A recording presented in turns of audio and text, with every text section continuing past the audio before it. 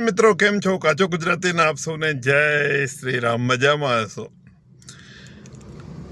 દુનિયામાં શું ચાલી રહ્યું જો કંઈ ખબર નથી પડતી. એનું રશિયા અને યુક્રેનની વચ્ચે war, Israel Iran, America Iran, પછી ઈરાન આ ગલ્ફ કન્ટ્રીઝ પર પ્રોબ્લેમ કરે, પાકિસ્તાન આપણે ત્યાં ટેરરિસ્ટ મોકલે, અફઘાનિસ્તાન પાકિસ્તાનની વચ્ચે વોર, સાઉથ કોરિયા નોર્થ કોરિયાની વચ્ચે ટેન્શન, બાંગ્લાદેશ ને ઇન્ડિયાની વચ્ચે ટેન્શન, મ્યાનમાર ને ભારતની વચ્ચે પેલા બધા રેફ્યુજીસ ઘૂસી જાય છે એનું ટેન્શન.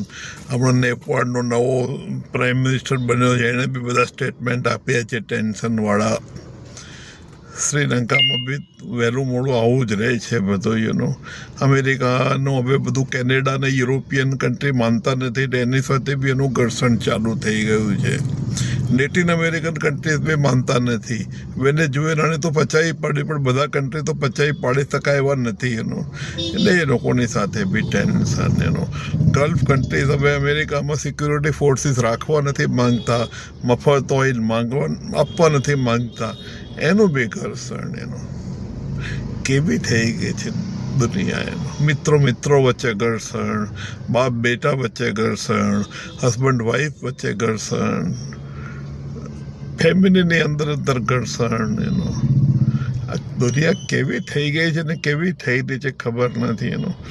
લોકો કહે છે કે કળિયુગનો પ્રતાપ છે ને હજી આનાથી બી વધારે કળિયુગ ખરાબ આવવાનો છે.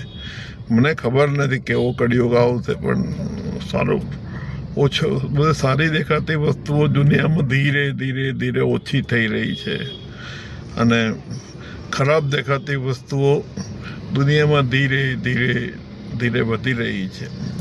સજ્જન માણસને દુનિયામાં ટકવું થોડું મુશ્કેલ થઈ ગયું છે, પણ ગમે તે રીતે પોઝિટિવ એટીટ્યૂડ રાખીને પોતાની જાતને થોડુંક ઇન્સ્યુલેટ રાખીને એને જીવવું પડે. સજ્જન માણસે કોઈને કોઈ રસ્તો તો કાઢવો જ પડે આટલા બધા સ્ટ્રેસની અંદર. હવે ખબર નહીં શું થશે મને ખબર નથી, પણ બધું કંઈ બરું જામતો નથી. દુનિયામાં મજા નથી. આ ફૂટબોલની મેચો થાય છે, એમાં પ્રેક્ષકોની વચ્ચે મારામારી થાય છે, એમાં ક્યારેક રણમાં કમળ ખુલી જાય છે.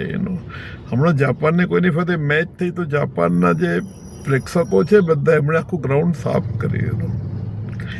સારી વસ્તુઓ બી દુનિયામાં થાય છે. આપણી દ્રષ્ટિ જો થોડી ખીલવીએ, દૃષ્ટિકોણ થોડો બદલીએ, થોડું ફિલ્ટર આપણે એપ્લાય કરીએ તો સારું બી દેખાય છે. આભાર.